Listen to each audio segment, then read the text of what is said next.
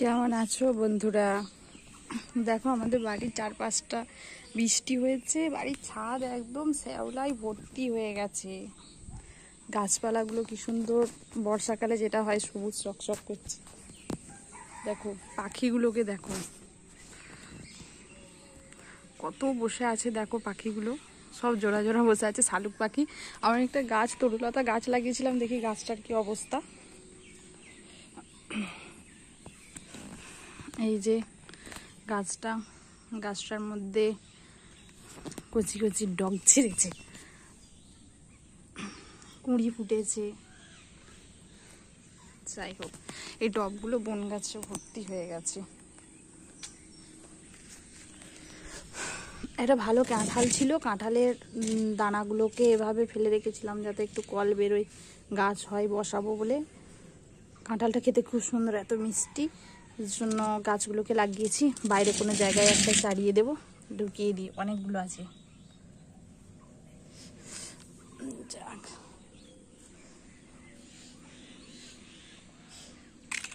কত শ্যাওলা হয়ে গেছে।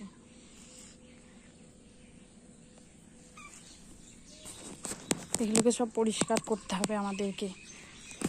আমি বৃষ্টি পড়ছিল, জামা কাপড়গুলো নিয়ে চলে গেছি, জামা কাপড়ের ক্লিপগুলো সব পড়ে গেছে, আমি সব তারের মধ্যে আটকে দিই।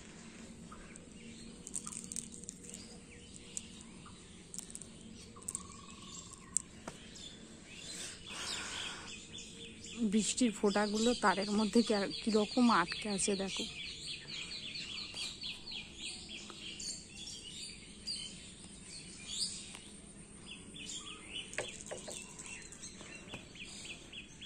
পাখিগুলোকে দেখলে, সব পাখিগুলোকে দেখো,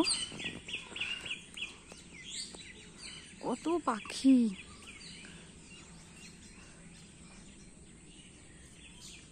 ছাদে ছাদে, সবার ছাদে ছাদে বসে আছে পাখিগুলো। প্রচুর শালুক পাখি আছে এখানে, গাছপালা আছে বলে প্রচুর শালুক পাখি আছে। শালুক পাখির গাদ্দা বাবা।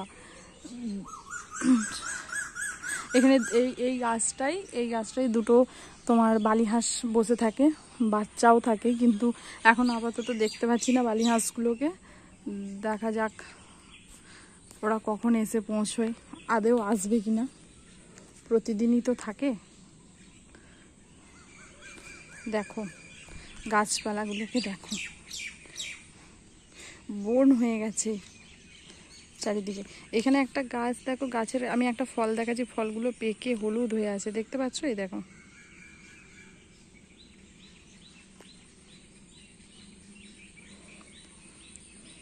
কি গাছ এটার নাম আমি জানি না।